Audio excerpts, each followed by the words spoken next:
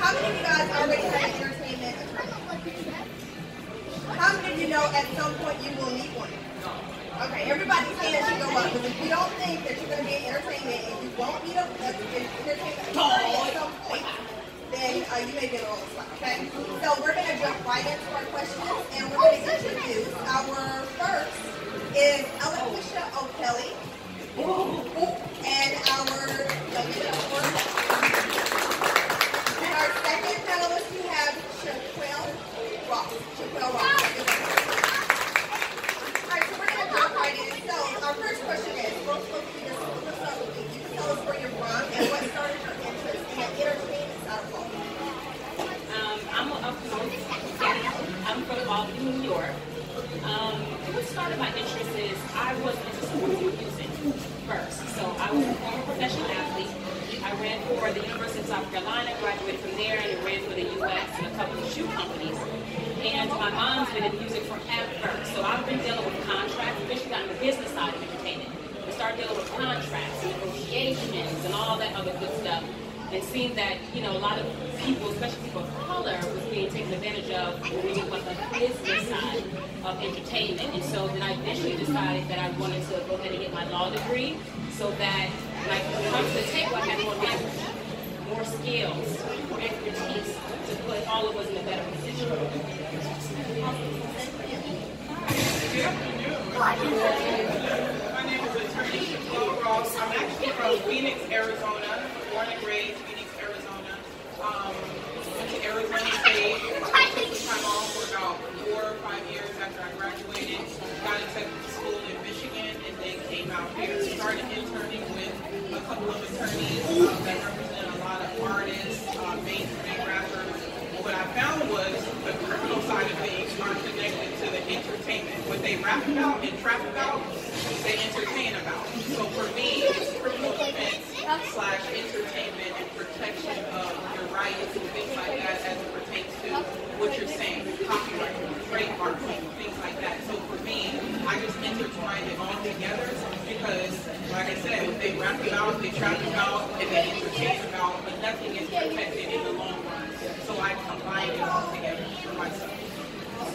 So this next question, whichever one of you wants to go first. As women of color, when you began your career on the entertainment side, was there enough information for you? You started that journey, you find there was enough information, not enough information to talk about? No? For me, my father's a professor, but he professed about education. I was the first in my generation to actually go to law school. My mom was Henry, she's an AKA. No, I'm not, AKA. My grandmother too. But my dad, they always talked about education. My dad always told me, when you know the law, it's literally like you know everything. You cannot take advantage of me. I don't care if it's about Sprite or if it's about something falling, because you know the law. But there weren't enough people around me to tell me what was right about the law and how to use that law. That's what law school really taught me, and being around other attorneys. So I would say for me, it was not until I got around other attorneys, like-minded people in the same profession, the same career, because I'm the first in my generation to actually go to law school. Same thing for generation. For me, yes, there was information available as far as other opportunities in entertainment, not just being an athlete, because that information is available. Whether you look at, for me, I'm a student of my craft. Whatever I decide to be a part of, I'm a student of my craft. I'm not just trying to focus on being perfected in whatever I'm doing. I want to be perfected in the whole craft. So I have to know what I'm doing, what am I affecting, and what other things are affecting me. So that's how I began to learn other parts of the entertainment industry. So we know from internet, from books, from other people. Even if you watch television, we see credits, right? And we see all the different types of entities that make the staff. So there's so many resources that are available for us to learn other parts of the entertainment industry, but are they accessible? That's another question. And so that's when you start to network and get with people, so it could be accessible for you to have opportunity to exercise in some other parts of the entertainment industry. And just in case we do have students out there that are watching or tuning in or here, let's talk about getting your first client and getting an individual. So how difficult was it to get your first client and really break into that industry and gain your Anything like that? One, I was a former professional actor, and we're already built relationships, just already from off the bat. So people were already saying, you become an attorney, I'm coming to you. So I was already doing most of the work I was doing for 15 years before I became an attorney. That's just a tag. That's just a part of who I am, not who I am. So I knew I had to go get that information and knowledge, like I said, to bring leverage. But I already had people waiting because they already see the results that I could bring to the table. So it wasn't hard. 99.9% of my clients have all been referred. And so it's from conversations I had. I didn't even tell them I'm an attorney. I want you to be my client. I'm talking about something totally different, empowering them, and then they want to know, what do you do? And that's when they find out, well, I want you to be my attorney. So it hasn't been difficult. The second part of that question, competing, I believe authenticity does not have to compete. And I have not found I have to compete. My thing is, we have options. Exercise it. I'm very choosy about the clients I represent as well. So if there's someone who feels as though when they get to know me, that for whatever reason they may feel something else is better for them, they think it may put them in a better position because of how it looks, go for it. And if it doesn't work out, which I hope it does, if it doesn't work out, I'll be here. And I would say even you just speaking that just now, the energy that you put off, like for me it's energy. Like although she might do the same thing as me, no offense, but she can't touch me. No, it's true. There's only one you. There's only one me. Correct. So whatever you do, you just have to master it. It doesn't matter. Like whatever I do, I'm in my lane. I'm going to take over. Just exactly what she said. So God gives her certain gifts for her to take over, to minister to certain people, and to kill the game. And that's what God does to you, to you, to you. So as far as the first part of that question, how was it for me to get my clients? My energy. I could walk over there and 29 people want to meet me, and then you digress and start talking, like you said, about the law, and then they want you to be their attorney. The second part of that is competition. No, I don't even know how to spell that. It's a word. It's not a noun. So for me, it's the same thing as what she said. Awesome. Let's talk about where you guys want the most in the entertainment field. Is it contracts? Is it companies? Is it entertainment field, celebrities? What areas? I know you probably do this. What areas are you working on? I specifically focus on contract review, contract negotiation, contract drafting. I protect intellectual property, and I also make sure that when you use someone else's intellectual property, that you're not infringing on rights, and I also do business formation. Okay, so for me, I would say, for an example, I do more so criminal defense, but let's say, for example, you decide you want to start using the color of that lemonade shirt. I mean, excuse me, the color of the shirt. Like the color of the lemonade bottle. Well, you might do it a certain way, and the U.S. has a trademark office, depending on how you want to trademark what it is you're doing, might kick it out. So how I got into trademarking is because my first three letters of my name is Shakula, S-H-E. And so I'm like, I'm not going to brand myself and trademark myself. So I just took the first three letters of my name, and that's why it's called She Law Firm. And so I'm like, I got to trademark it. The Sheilas, the Shaquishas, the She's are coming next. So I made myself an example how to do the trademarking. And the first attorney that I got, no name, messed up on my trademark. And I almost got a cease and desist letter from somebody else that let me know I'm onto something. So I figured, okay, I got to master this trademarking. I have to master this copyright writing, because what God wanted me to experience was how it feels when someone comes up and tries to take your stuff.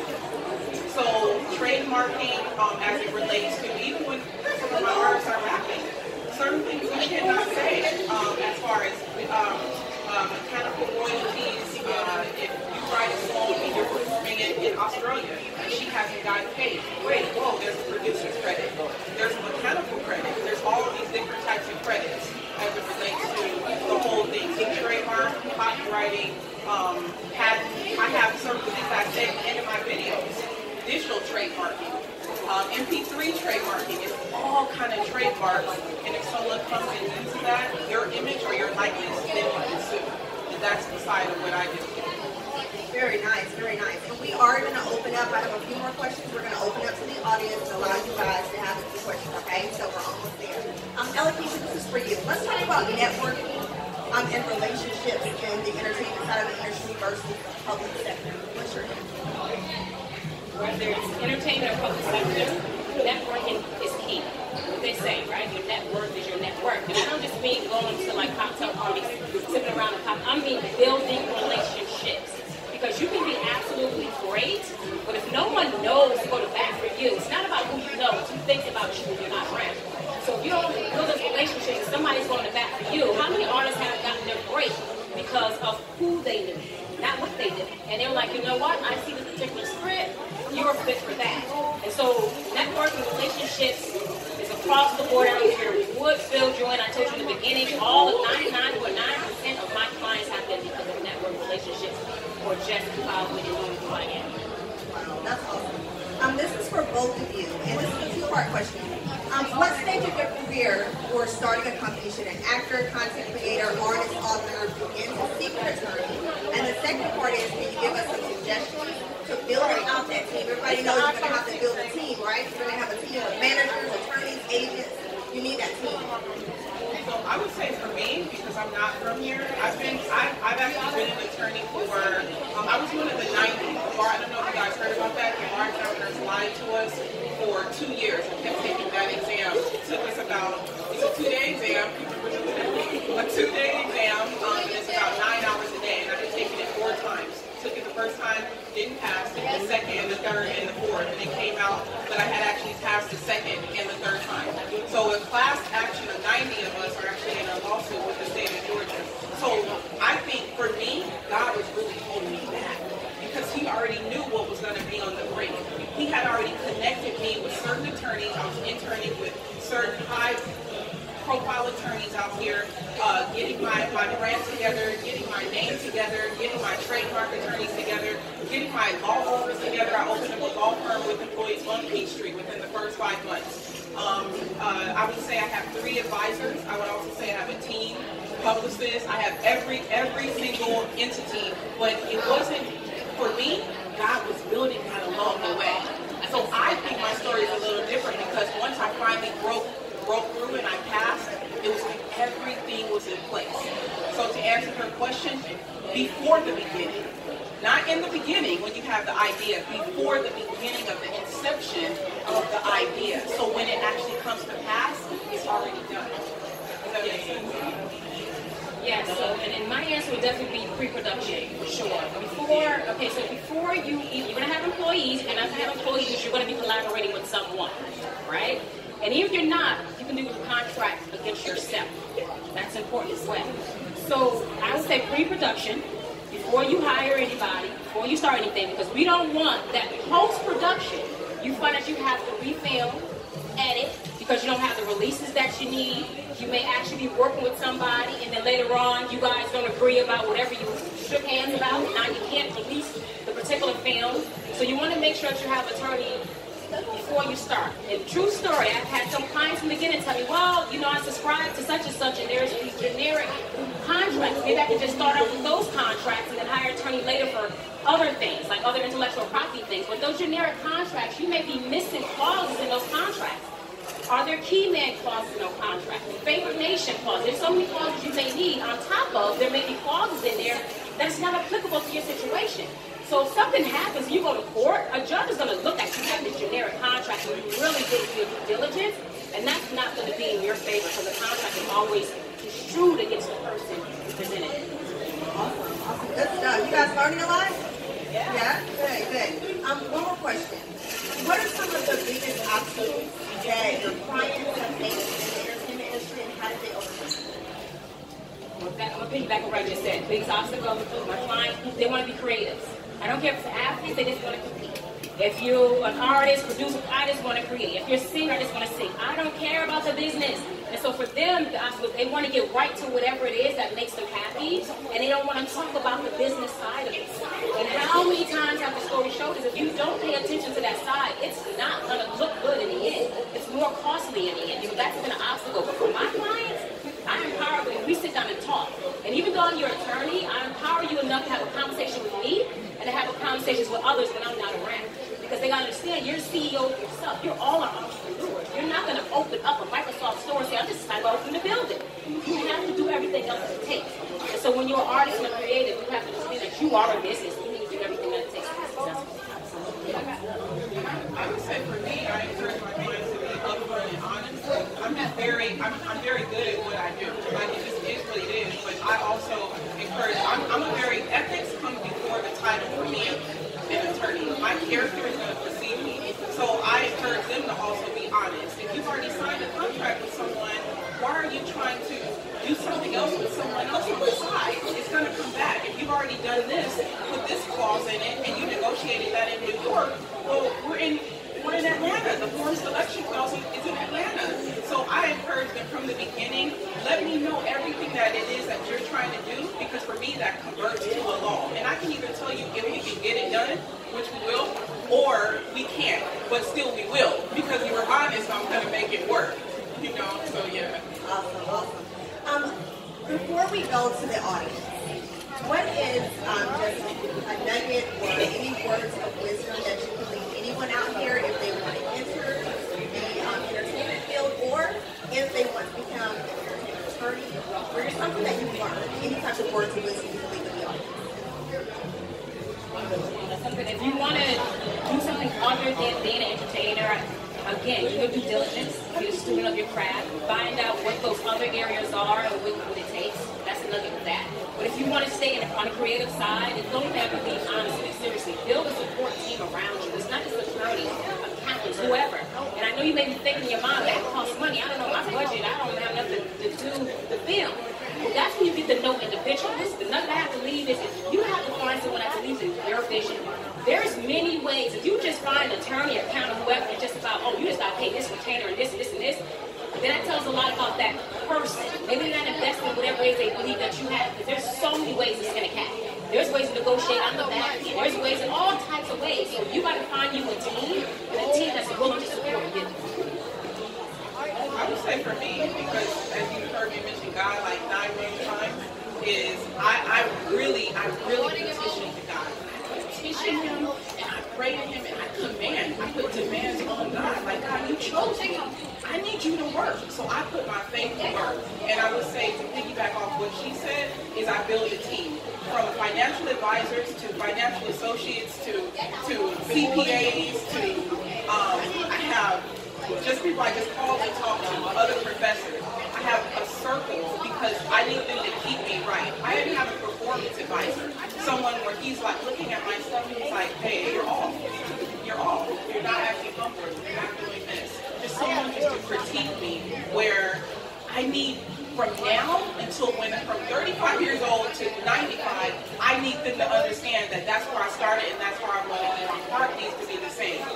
So I would say exactly what she said, but I would also add, there's something in each of you right now that either you're delaying in getting started, or you don't even know what you're supposed to be doing, or you're scared, or you're fearful. So I'm talking to somebody, and you haven't started it because somebody keeps telling you that you shouldn't do it. Stop telling your ideas to other people. God already put it in you. Take it and run. No matter what it is, you don't have to ask anybody because He's already given it to you.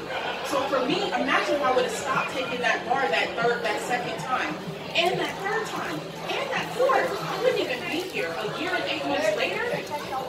Okay, I'll just leave it as that. So just do what it is you have to do, master it and conquer it, and just take off and use the team to leverage you to get to where you need to be. Amen to that. Y'all give her a hand.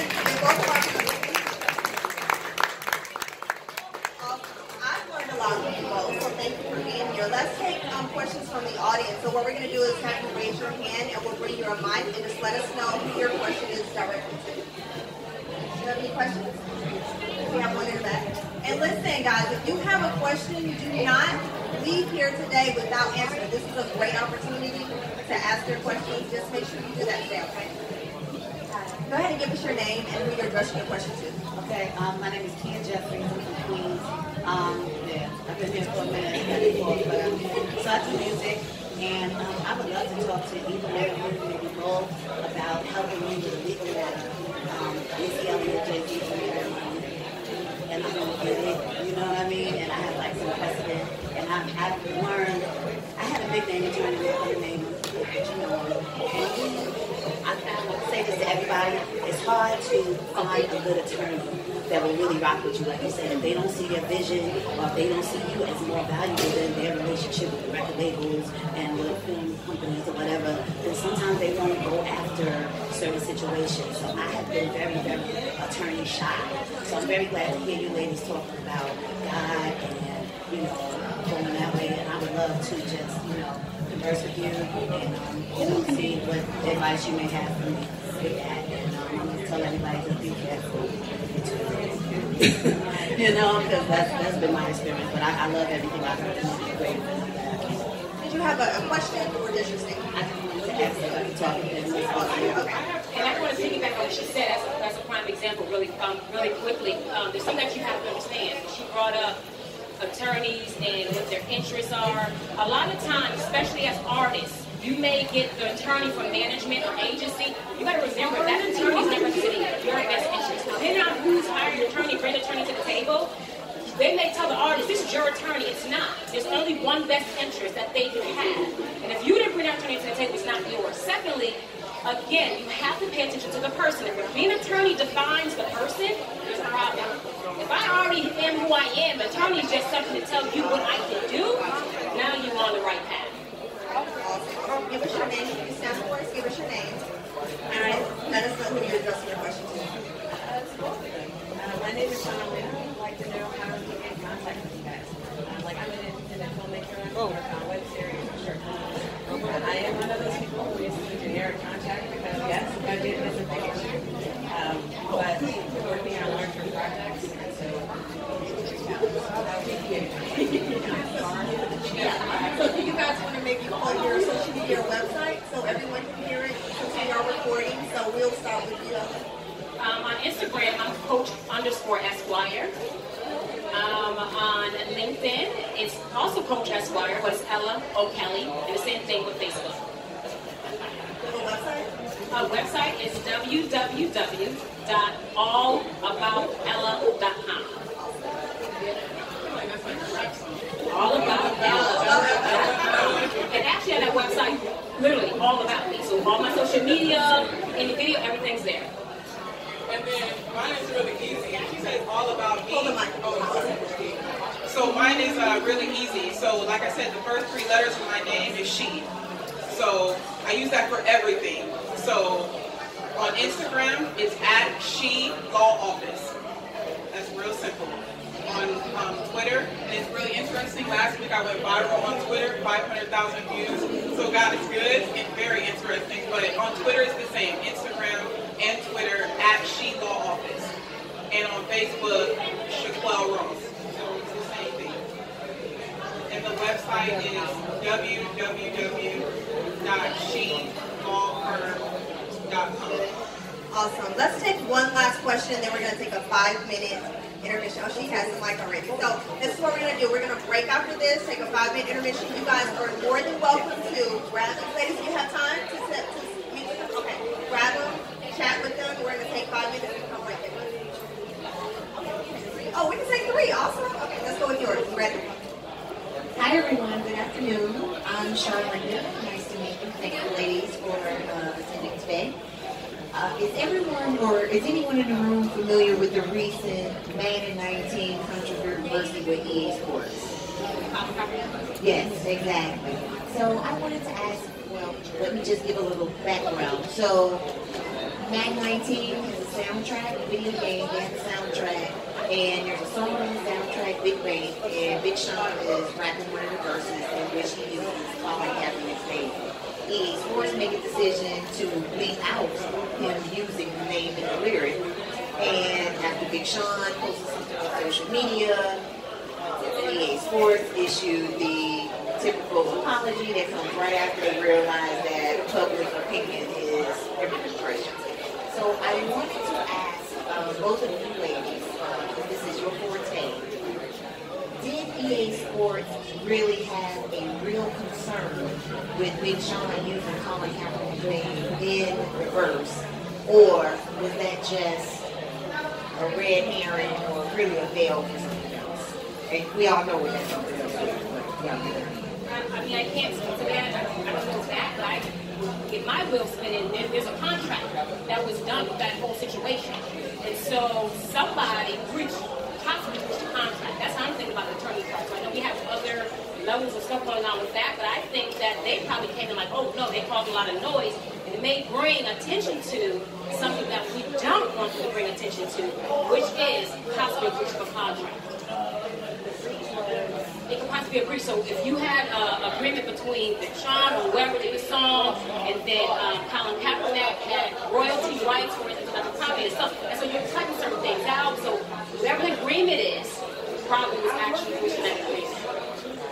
And so for me, I'm also a civil rights attorney. Like I said, in criminal defense, civil rights, and also business and entertainment law. So for me, you have a First Amendment freedom of speech protection to be able to say what you want. Freedom of religion, freedom of speech, freedom to protest, freedom of you have these freedoms that the First Amendment protects. So for me, I would need to look at if there's a violation as it relates to that contract. If that contract, certain contracts are null and void from the beginning if they're illegal. If we right now make an agreement to sell drugs, that's illegal. It doesn't.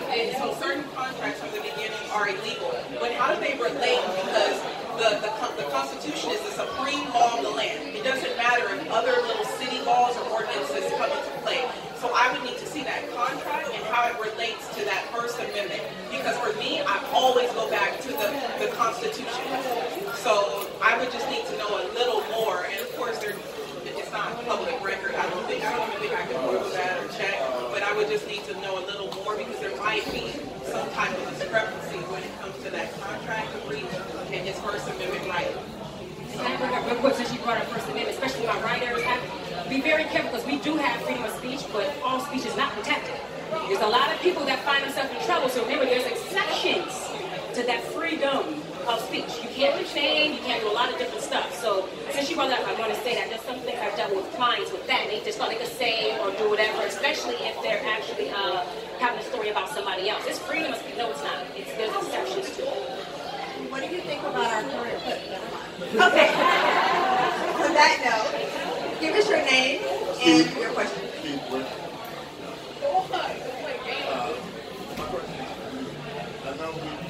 you remember my name? Okay. Well, that's funny. Speak up a little bit. I know you do patent and trademark. Do you do it for inventions as well?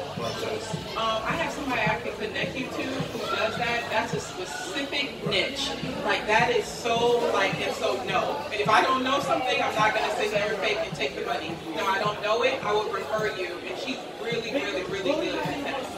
And it's a patent is invention. So copyright and trademark is something totally different. Yeah. So I have a copyright trademark. Patent is a niche. That is dealing with the niche. Yeah. Okay, also we have our final question and then we're going to allow you guys to step to the side and ask any final questions you have. I know this young lady right here has a question for you, so you guys can see her. Okay, if you would give us your name and your question. Sure, I'm Sonia, I'm a writer, and I want to know when you're going out to pitch or just when you pitch your work, how do you make sure you protect it? So if it's not copywritten, you can write, so you either protect it by copyright or in contract. Now, let me explain copyright real quick, briefly. If you put it down on a piece of paper that's tangible, that is your copywritten work. But you can federally register it if you have more benefits. But even though you wrote it down, if you're going to communicate something with someone, I would have a contract just saying that I'm sharing this with you for XYZ reasons, and for any reason the use is beyond our agreement, this is what I expect. So you always have that covered.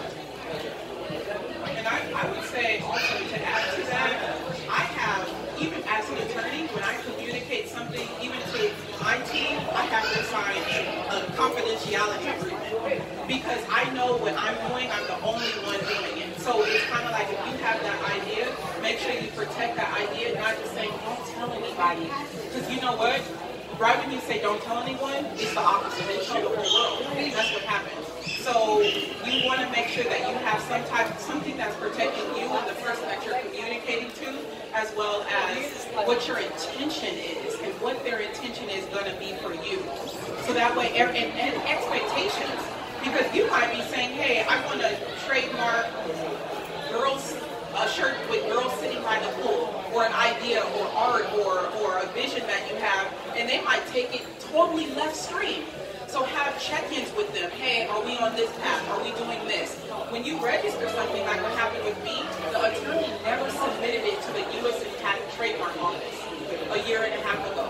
So I'm like, oh, okay, my trademark, you know, I should be getting the TM, the R, okay, what's going on? Had another attorney check, it had never been submitted.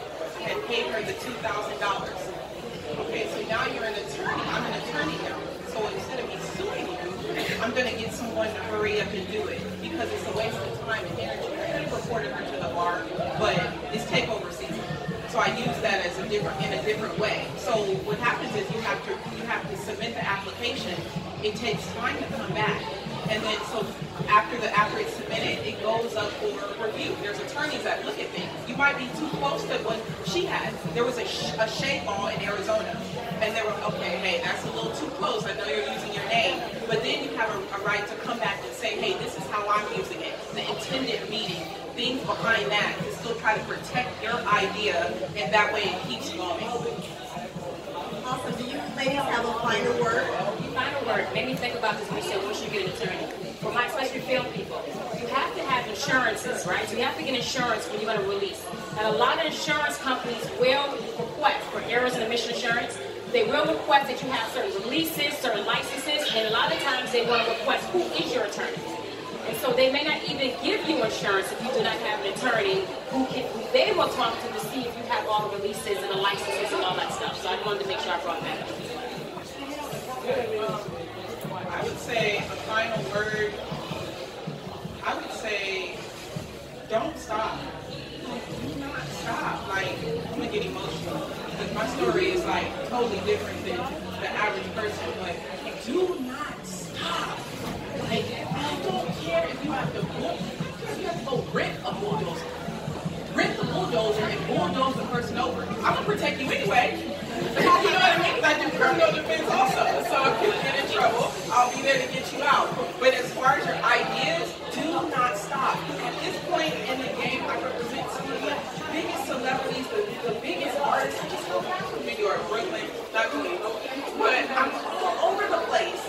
Fly, I mean, it's crazy. Like, God needs, He gives you the idea, and He needs your participation to carry it out. If not, He's going to pick somebody else. So that's my final word. Do what you have to do to fulfill the purpose. God's plan, Drake's home, isn't just about, okay, God's plan and making us dance.